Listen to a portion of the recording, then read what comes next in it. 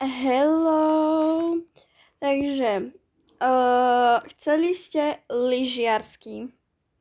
Tak vám natočím proste lyžiarsky. No, takže pointa videa bude, že proste natočím príbeh o lyžiarskom. Takže tak. Zatiaľ pôjdem do školy a tam akože v škole. Už to začne. Kde je škola? Dobre, takže tu je škola a ideme na to. OK, už som v škole, takže idem už do tej triedy. Už im idem povedať o tom lyžiarskom. Takže vytlačím si tu lyžiarsky.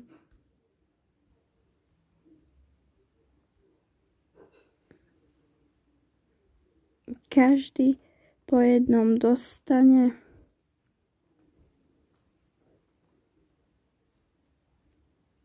No. Bože, to bude na dlho. Ahojte žiaci. Ja som pani riaditeľka. Volajte ma pani riaditeľka Bartášová. Takže, už ste v 8. ročníku. Takže už sa môžete pekne pripraviť na lyžiarsky, lebo už v piatok ideme na lyžiarsky. Takže, teraz vám poviem informácie, že proste čo budeme robiť a kedy a čo a kde bude. Takže, zatiaľ iba prvá lavica dostala, potom si to posuniete dozadu a pozrite si to. Takže, ideme do Vysokých Tatrách. Vysoké Tatry. Proste tam pôjdeme sa lyžovať a tak. Všetci prinesiete 800 eur. Tí, ktorí len chcú ísť, nemusíte, ale len tí, ktorí chcete ísť. Prinesiete 800 eur. Takže má niekto k tomu nejaké otázky? Pani učiteľka, a čo všetko si máme zbaliť na lyžiarsky? Na lyžiarsky si zbalíte len oblečenie, pyžamo a tak proste. Tieto hlavné hygienické veci, čo potrebujete, zubná pasta, kefka a oblečenie. Hlavne toto nech máte zbalené. A teplé veci, všetko teplé. A lebo bude tam zima veľká a potom nesťažujte sa doma rodičov, že ste chorí a nebudete chodiť do školy. A tam vám požičajú lyže aj všetko. Ešte nejaké otázky? A musíme si zobrať aj, môžeme si zobrať aj nejaké proste make-up alebo takéto my ženy. Môžete si zobrať make-up, ale nie veľa a nie hlavne výrazné. Ďakujem, pani učiteľka. No. Poposúvajte si tie letáčiky či papieriky. Nech zadná lavica vie, ako to tam bude vyzerať. Takže ja ešte na EduPage dneska pošlem rodičom nejaké informácie o tom. A proste, nemusíte sa ničoho bať. A tak proste. A kľudne si môžete priniesť nejaké občerstvenie. Budeme potom v hoteli bývať. To bude trošku ďalej od Tihone. Tam, kde pôjdeme, tak to bude ďalej trošku.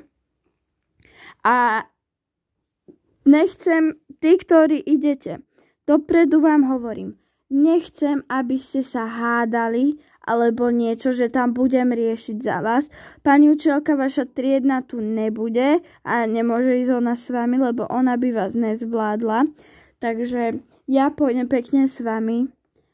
Takže dajte hore ruky, ktorí chcete ísť, ktorí už chcú ísť a proste, alebo sa postavte proste.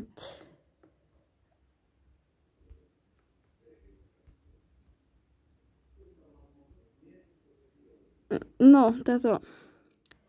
Takže, koľka ti idete? No, 1, 2, 3, 4, 5, 6. 6. No, to by bolo aj fajn, kebyže nás ide takto 6, 7, 8, tak to stačí. Kľudne môžete zobrať súrodencov. Jedného súrodenca by bolo najlepšie, ale tak keď aj ten tretí chce ísť, tak dobre.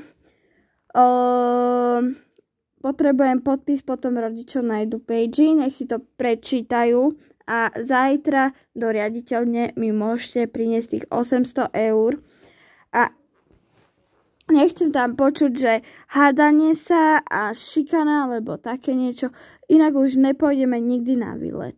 Dúfam, že, alebo ešte k téme sa vrátime tejto. Tieto baby, čo tu vajpujú či vejpujú tieto elektronické cigarety, bude vám kontrolovať tašky, takže opovažte si niečo takéto zobrať, alebo alkohol, alebo iné takéto veci, čo nepatria do školy. Ako energetik a takéto nie. Nie. Hovorím vám dopredu, kontrolujem batožiny, alebo čo si so sebou zoberiete. A keď to nájdem, zavolám rodičov a idete domov. Dúfam, že ste ma pochopili a netolerujem nič takéto. Takže majte prestávku.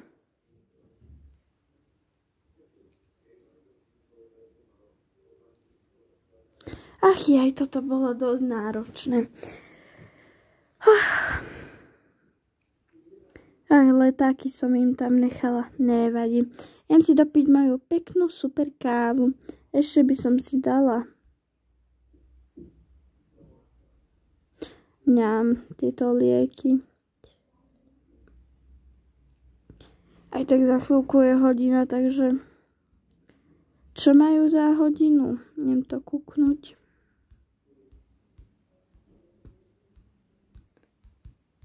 Za hodinu majú teraz slovenčinu. Bude part 2.